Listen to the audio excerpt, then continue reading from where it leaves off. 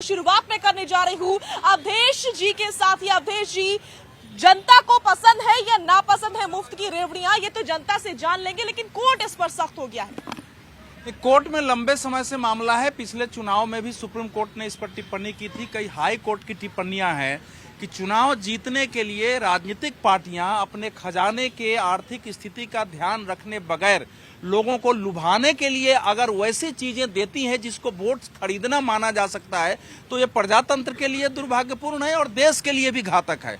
और हम लोगों ने देखा है समाज में जो वंचित है, समाज में जो पिछड़े रह गए हैं, जो ऐसे बूढ़े बुजुर्ग हैं जिनको सहयोग सहायता चाहिए, वो तो राज्य करे और राज्य का दायित्व भी बनता है।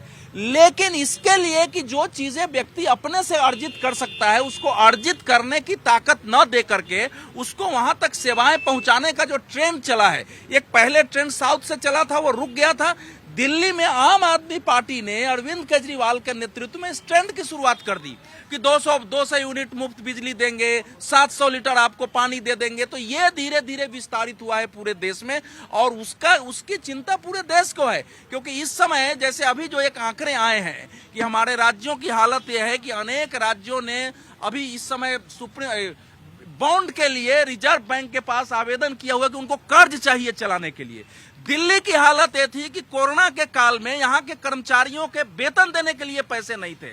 ये स्टेट, हमारे जो राज्यों के खजाने हैं वो ध्वस्त हो रहे हैं। लेकिन चुनाव जीतने के लिए जो कुछ किया जा रहा है, ये बहुत खतरनाक प्रवृत्ति देश में शुरू हुई और लोगों को भी मुद्दे छोड़कर छोटे छोटे आदतों से बस का पास दे दिया, उस पर हम वोट डाल दे रहे हैं, हमको जो है 200 यूनिट बिजली पर डाल दे रहे हैं। तो देश का जो एक राजनीतिक वातावरण होता है वो भी विचारधारा से अलग हटके, लोगों के अंदर मेहनत करके हम कुछ पाए उससे अलग हट करके और एक वातावरण विकृत हो रहा है। तो सुप्रीम कोर्ट तो अपनी जगह है, लेकिन जनता की ओर से, पॉलिटिकल पार्टियों की ओर से, हमारे आपके जैसे पत्रकारों की ओर से, सजग जो एक्टिविस्ट हैं उनकी ओर से इसका विरोध होगा, तभी ये ट्रेंड रुकेगा। नहीं तो हम लोगों ने देखा है कलर टीवी, फिर उसके बाद देखा कि भैया मुफ्त में आपको कोई केबल कनेक्शन दे देंगे, फिर आपको मोबाइल मुफ्त दे देंगे। कहां तक जाएगा ये ट्रेंड? आप चाहते हैं कि ये रुकना चाहिए। प्रियंका अडवाणी जी, आप क्या सोचती हैं इस मुद्दे के ऊपर? कोर्ट तो सख्त है, जनता की क्या राय है वो हम जान लेंगे, लेकिन आपका क्या मानना है? देखिए, साजिया, होना तो बहुत कुछ चाहिए, लेकिन हर एक पार्टी जिस तरह से आज फ्रीबीज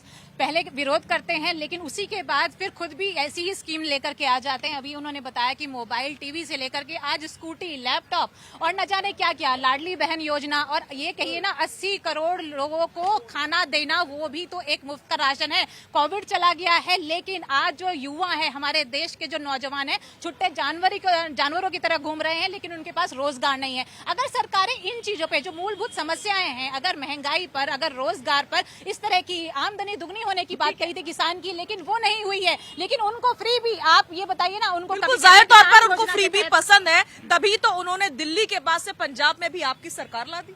देखिए, अगर फ्री भी की बात नहीं है, लोगों के पास अगर खाना ही नहीं मिलेगा, अगर उनको मूलभूत समस्या, आज रोजगार नहीं है, तो अगर कोई खाना नहीं मिलेगा तो आपको वोट मिलेगी क्या? ये मजबूरी है सरकारों की।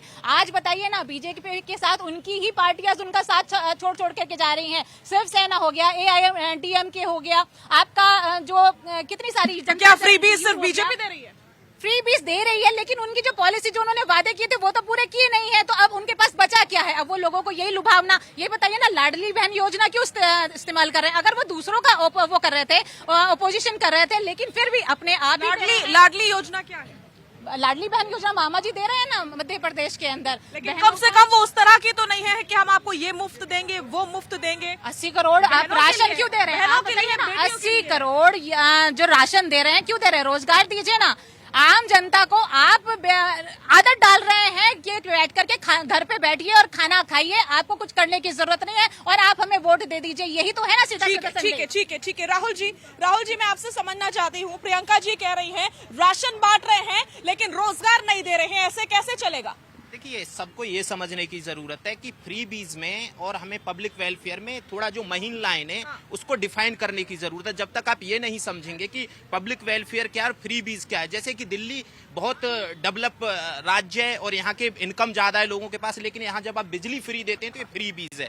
लेकिन अगर जो आप उड़ीसा में किसी को खाना मुफ्त देते हैं तो वो फ्री बीज नहीं है, वो पब्लिक वेलफेयर है। अगर जो आप किसी को शिक्षा मुफ्त देते हैं उड़ीसा के पिछड़े राज्यों में, तो पब्लिक वेलफेयर है। तो आप हर चीज को ऐसे नहीं कर सकते जैसे अवधेश अखिलेश जी ने बोल दिया कि ये सारी चीजें बंद होनी चाहिए। ऐसे नहीं होना चाहिए। भारत एक पब्लिक वेलफेयर स्टेट है, लेकिन हमें यह भी तय करने की जरूरत है कि क्या पब्लिक वेलफेयर है और क्या फ्रीबीज है। जब तक आप फ्रीबीज को डिफाइन नहीं करेंगे, जैसे पानी मुफ्त दे रहे हैं केजरीवाल, यहाँ की वो तो बीजेपी के ऊपर आरोप लगा रही थी। नहीं, देखिए 80 लाडली जो योजना की शुरुआत मामा जी कर रहे हैं वो फ्रीबीज के तहत कर रहे हैं। नहीं, आप आम आदमी पार्टी के लिए बोल रहे हैं। नहीं, जब महिलाओं को अपलिफ्टमेंट की बात होती है, एम्पावरमेंट की बात होती है, तो आप उसको लाडली योजना को जब फ्रीबीज कैसे बता सकती हैं आप? किस देश में क्या महिलाएं पिछड़ी नहीं है? क्या 2 दर्जे की नागरिक नहीं है? अगर जो आपको उनका अपलिफ्टमेंट करना, एम्पावर करना है, तो आपको ये सारी योजनाएं देनी पड़ेंगी। और कम से कम इस देश में जिसकी आधी आबादी महिला है, तो उनको आप पावरफुल करेंगे या नहीं करेंगे? आप फ्रीबीज कैसे बोल सकते हैं इसको? ये तो बड़ी दुखद बात है। एक महिला ये बात बोल रही है कि महिलाओं को जो आप लाडली योजना दे रहे हो फ्रीबीज है।